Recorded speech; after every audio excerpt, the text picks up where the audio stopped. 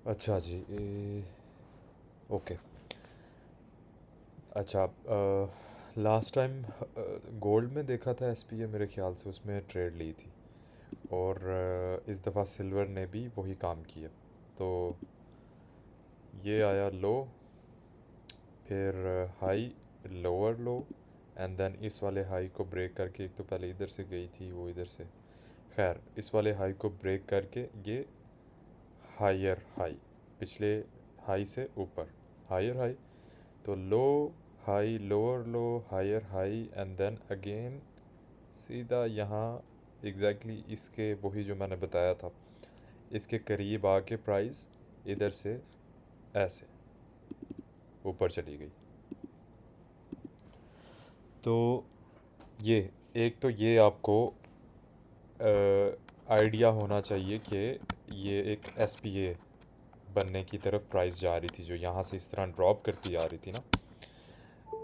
एक ये कंफर्मेशन हो गई कि एक एसपीए वाला, फ़र्ज़ करो आप कहीं प्राइस यहाँ घूम रही है तो आप वेट करते हो इस जोन का, कि जिधर ये वाला लो लगा हुआ है, इसको आप हटा लेते हैं,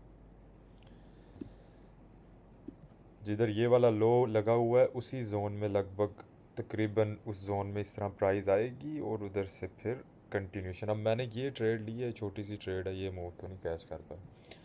तो ये किस तरह लिया, एक तो हो गया एसपीए, और एक शायद ये चीज़ मैंने पहले बताई नहीं है। अच्छा, उससे पहले एक मिनट, ये 4 आवर का ऑर्डर ब्लॉक भी है, बहुत बड़ा ऑर्डर ब्लॉक। तो इस ये आप पूरा तो नहीं इस तरह मार्क कर सकते कि आप इस पूरे को मार्क कर लो इस तरह, और फिर आप इधर से कहीं से trade low. This is not the ideal thing. इतना बड़ा ऑर्डर ब्लॉक हो, फिर उसको छोटे टाइम फ्रेम पे रिफ़ाइन करना होता है। रिफ़ाइन ऐसे कि अब ये और छोटा हो गया, ठीक है, और 2 घंटे पे ये और छोटा हो गया, रेड कैंडल, ठीक है, और 1 घंटे पे ये पूरा इस तरह आपको दिखेगा।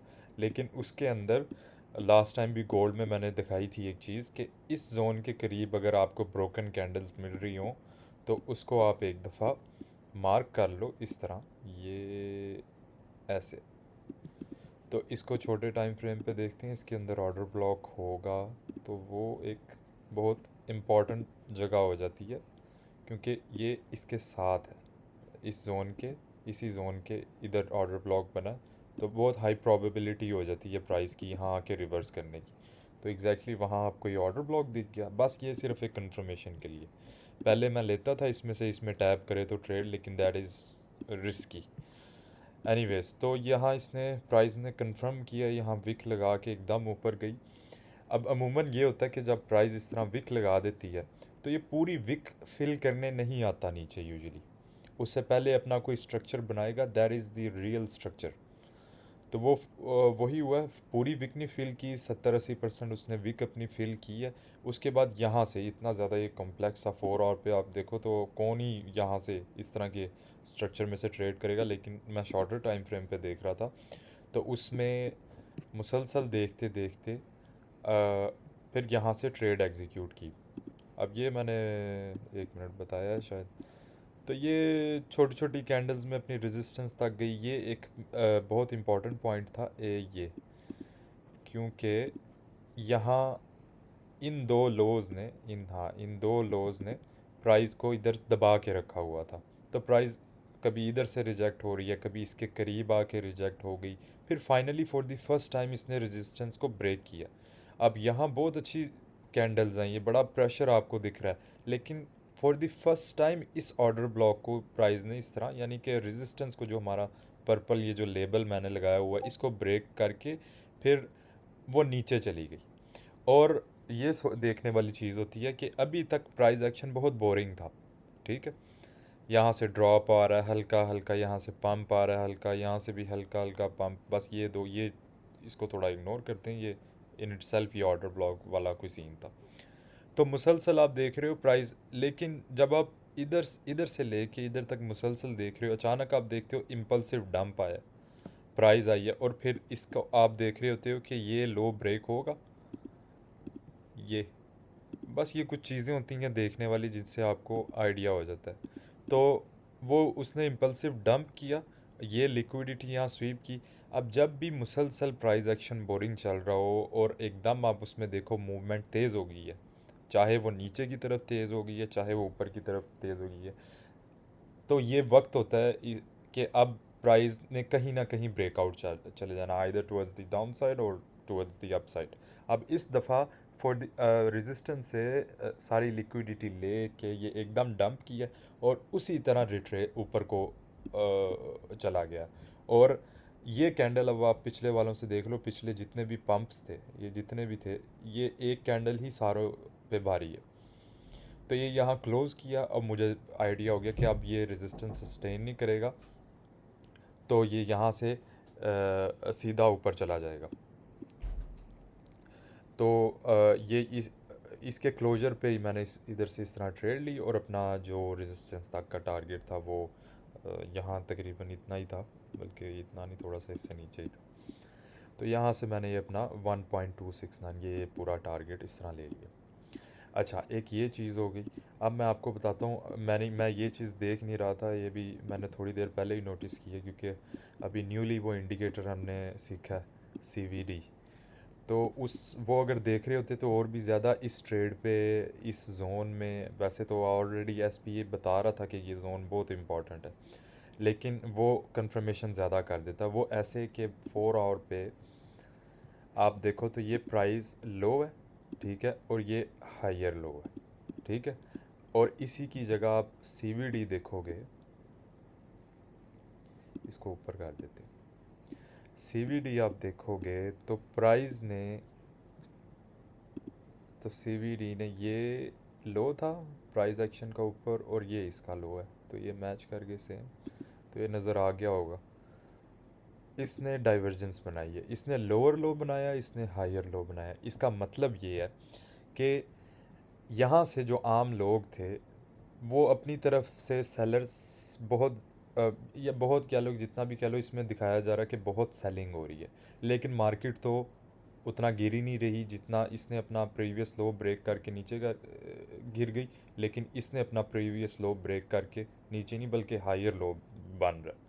तो ये इंडिकेट करता है कि जो सेलर्स का पैसा, जो सेलर्स यहाँ इस तरह सेल कर रहे हैं, वो बायर्स एब्जॉर्ब कर रहे हैं, वो ख़रीद रहे हैं, वो ज़्यादा ख़रीद रहे हैं, तभी वो मार्केट को नीचे गिरने नहीं दे रहे। तो ये आपकी एक अल्टीमेट कंफर्मेशन हो जाती है जब आपको इस तरह की चीज़ दिख जाए बड़े टाइम फ्रेम पे, ख़ास तौर पे 1 आवर, 3 आवर, 2 आवर पे, ज़्यादा टाइम फ्रेम्स पर आपको एक ही चीज़ बार बार दिख जाए। सिर्फ एक टाइम फ्रेम पे ना ही रिलाई करें, आई वुड रिकमेंड कि एक टाइम फ्रेम पे बस आपको मिल गया, बट हैविंग सेड दैट बड़े टाइम फ्रेम की ज़्यादा अहमियत होती है। तो ये क्लियर आपको एक चीज़ दिख गई, ठीक है, तो आपका कॉन्फिडेंस ज़्यादा हो जाता है कि फिर मोस्ट लाइकली आप यहाँ कोई इंपॉर्टेंट जोन देखो, ऑलरेडी आपको ऑर्डर ब्लॉक पता है, ऑलरेडी आपको SPA पता है कि ये इसका लो था, high lower low then higher high, तो फिर ये एक जोन बहुत इंपॉर्टेंट हो जाता है। एंड गिवन दैट कि आपके पास ये लोअर लोज की कंफर्मेशन है यहाँ कि मार्केट ये नीचे बेचा जा रहा है लेकिन वो इतना गिर नहीं रहा, इसका मतलब अब्जॉर्प्शन हो रही है। तो फिर उसके बाद अब ये मूव किस तरह कैच करना था, तो ये इस ट्रेड से भी ज़्यादा आसान था अगर मैं देख रहा होता। वो क्यों? क्योंकि आपको कैंडल ने ही इतना अच्छे से बता दिया। अगर आप इसको छोटे टाइम फ्रेम पे देखो, एक तो वैसे भी हायर लो है, पिछले वाले लो से ऊपर है ये इन इटसेल्फ, तो आप जिस टाइम फ्रेम से EMA पे रिजेक्शन हो रही है, 5 मिनट, हाँ, तो तकरीबन 5 या 10 मिनट के टाइम फ्रेम पे आपकी EMA से रिजेक्शन हो रही है। आप थोड़ा टाइम फ्रेम ऊपर नीचे करके देखते हो तो ये रेजिस्टेंस के पास, बल्कि ऊपर ही, एक 5 मिनट के कैंडल ने सीधा ही क्लोज कर दिया, और इसका मतलब बहुत ज़्यादा मोमेंटम है, एग्रेसिव बायर्स एंटर हो गए हैं, ठीक है। और कोई लिक्विडिटी स्वीप वाला, हाँ, तो इक्वल, ये जहाँ से ये पंप किया था वहीं से ही दोबारा इतना पंप आ गया ना, तो इसको ज़रा इस तरह खींच के सीधा कर दो, तो एग्जैक्टली सपोर्ट वाली जहाँ से इम्पल्सिव पंप था वहाँ आके पंप आया दोबारा, तो इसके क्लोजर पे आप बेशक ट्रेड ले लो। अगर आप और भी छोटे टाइम फ्रेम पे देख रहे हो तो वो और ज़्यादा आपकी कंफर्मेशन पूरी कर देता है। वो मैं देख रहा था कि ये देखो रेजिस्टेंस पे गई है प्राइस, इसकी आप शेप ही देख लो, आपको क्लियर समझ आती। ऑर्डर ब्लॉक बना, ये यहाँ से एंट्री आपकी। तो ये तो उससे तो बहुत ज़्यादा आसान था जो मैंने ट्रेड ली है। तो इधर से आपकी एंट्री और बस फिर अगर आप वो चीज़ देख रहे थे सीवीडी की डाइवर्जेंस, फिर तो आप इसको और कॉन्फिडेंस के साथ लंबा लेके चल सकते हो अपनी। एटलीस्ट जो डबल डब्ल्यू पैटर्न की जो नेक लाइन होती है, इसको नेक लाइन कहते हैं, जहाँ से ड्रॉप हुआ था, ठीक है। नेक लाइन तक का तो आपका टारगेट सिंपल होता है, लेकिन आपको वो 1 घंटे की कैंडल ने सीधा ही ऊपर ब्रेक कर दिया। अब अगर किसी ने यहाँ से पिक नहीं किया तो फिर यहाँ से अब नेक लाइन ब्रेक हुई है, तो उसके बाद आप देखो, बल्कि ये ये यहाँ हम पर्पल लाइन हमने ऑलरेडी लगाई हुई थी, ये प्रीवियस रेजिस्टेंस थी। और हाँ, तो इस एरिया में आपके पास ऑर्डर ब्लॉक बना, ये ग्रीन कैंडल बन गई, यहाँ से आपकी एंट्री, ठीक है। इधर तक का स्टॉप लॉस कुछ, और फिर इधर से। तो इस तरह जो है आप ट्रेड ले सकते हो, और ये तो बहुत ही अच्छी कंफर्मेशन है। ये दूसरी एंट्री आपकी यहाँ से हो सकती है। अब वो मैं चीज़ समझता हूँ कि यहाँ ये रेजिस्टेंस है, तो आपको केयरफुल होना चाहिए। लेकिन अभी अगर इधर से एंट्री करते तो इधर तक आपके पास टाइम होता, वो फिर क्विक स्कैल्प ही होता है, इसको स्कैल्पिंग ही कह सकते हैं। कि आप फिर इसको ज़रा एक बंद करो, ये अगली एंट्री आपकी यहाँ से होती, तो यहाँ से वो करते करते वो फिर आप देखो वो, अच्छा, अब मोस्ट लाइकली यहाँ तक इसने नहीं रुकना होता। जो डब्ल्यू पैटर्न होता है, जिस तरह इसने अपनी हायर लो बना के अपनी नेक लाइन ब्रेक की है, ये भी लाजमी, ये भी एक हायर लो है, और इसने भी अपनी नेक लाइन तक जाना ही होता है यूजुअली। बीच में कोई ड्रॉप आ जाए तो आ जाए, लेकिन अगर इतनी कंफर्मेशन हो तो फिर वो यही काम होता है। अब हो सकता है यहाँ भी दोबारा पुश कर रही है ग्रीन कैंडल, इधर से और ऊपर चला जाए, कुछ भी हो सकता है। ये इधर अगली रेजिस्टेंस ये है, तो रेजिस्टेंस के तो काफ़ी करीब है, so we would not take any entry. और तो ये चीज़ है, हायर लो बना, आपके पास बहुत सी चीज़ें हैं, एस पी ए है, हायर लो है, फिर वो इम्पोर्टेंट जोन, ऑर्डर ब्लॉक वगैरह, और फिर हमारी जो अपनी स्ट्रेटजी है वो तो, अब इतनी सारी चीज़ें हम, मैं तो ये एस पी ए वगैरह देख रहा था, लेकिन अकेली ये जो स्ट्रेटजी है जो यहाँ मैंने आपको चीज़ एक्सप्लेन की है, वही बहुत ज़्यादा काफ़ी होता है अगर आप कैंडल्स की मूवमेंट ही समझ जाओ। तो वो भी कई दफ़ा अगर आप ये बड़ी चीज़ें इग्नोर भी कर देते हो, तो उसमें कुछ ना कुछ आपको मिल जाता है। जिस तरह ये, अगर आप यही सोच रहे हो कि ये इतनी ज़्यादा तगड़ी कैंडल यहाँ क्लोज़ कर रही है, बस फिर यहाँ से एंट्री और यहाँ से ऊपर।